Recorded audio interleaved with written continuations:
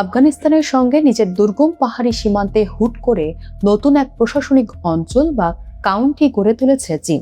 দেখে মনে হতে পারে এটি কেবলই একটি সাধারণ প্রশাসনিক রদবদল, কিন্তু ভূরাজনীতি এবং আন্তর্জাতিক বাণিজ্যের হিসাব কষলে দেখা যাবে এটি মূলত বিশ্ব মানচিত্র বদলে দেওয়ার মতো এক বিশাল পরিকল্পনার অংশ। শতাব্দীর পর শতাব্দী ধরে যে অঞ্চলটিকে স্রেফ এক প্রান্তিক ও সংঘাতময় এলাকা হিসেবে চেনা হতো, আজ সেটাই হয়ে উঠছে বৈশ্বিক অর্থনীতির নতুন কেন্দ্রবিন্দু। ঠিক কী কারণে বেইজিং হুট করে এই বড় পদক্ষেপটি নিল, চলুন আজকের ভিডিওতে জেনে নেওয়া যাক এর পেছনে সুদূর প্রসারী কৌশল। ঘটনাটি শুরু হয়েছে চীনের সিনচিয়াং প্রদেশের একটি অংশ ভেঙে নতুন সেনলিং কাউন্টি গঠনের মাধ্যমে। অনেক বিশ্লেষক এটিকে শুধু নিরাপত্তা রক্ষার কৌশল ভাবলেও এর আসল লক্ষ্য অনেক বড়। এটি মূলত বহু চর্চিত ওয়াখান সড়ক বা ওয়াখান করিডোর চালুর একটি শক্তিশালী ইঙ্গিত। প্রায় এক শতাব্দী পর এই সড়কটি সম্পন্ন হলে আফগানিস্তান ও চীনের মধ্যে সরাসরি স্থল সংযোগ তৈরি হবে। শুধু তাই নয়, এর আগে ভারত সীমান্তবর্তী আকসাই চীন অঞ্চলেও নতুন কাউন্টি গঠনের মাধ্যমে বেইজিং বুঝিয়ে দিয়েছে যে তাদের পশ্চিম সীমান্ত এখন কেবল প্রতিরক্ষার জায়গা নয়, বরং এটি তাদের প্রধান ভূখণ্ড বা কোরের অংশ।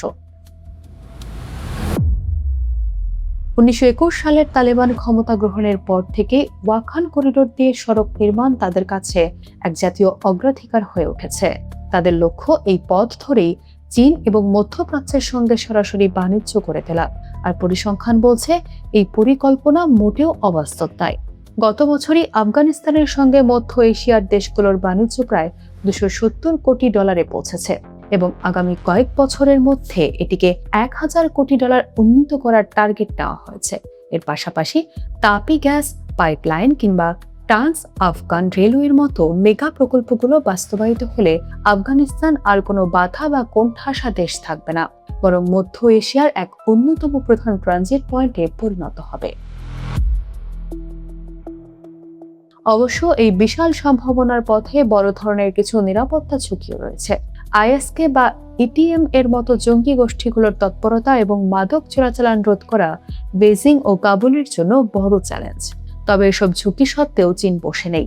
বর্তমান বিশ্বে লোহিত সাগর বা পারস্য উপসাগরের জলপথগুলোতে যখন নানা অস্থিরতা চলছে, তখন বিশ্ব বিকল্প স্থলপথের সন্ধান করছে।